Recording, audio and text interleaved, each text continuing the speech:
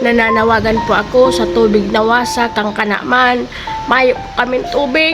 Dakol po kaming hugasan, kadakol kaming labahan. Mayo po turuan. Mayo po turo ang gripo. Nauna naman niyo.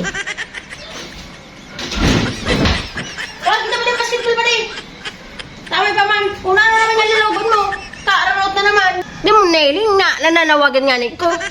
Mayo nga ng tubig, kadakol hugasan. Ipapra-stress mo kain sa diri mo. Diyan na nga nito magkawat kita. Diyan na.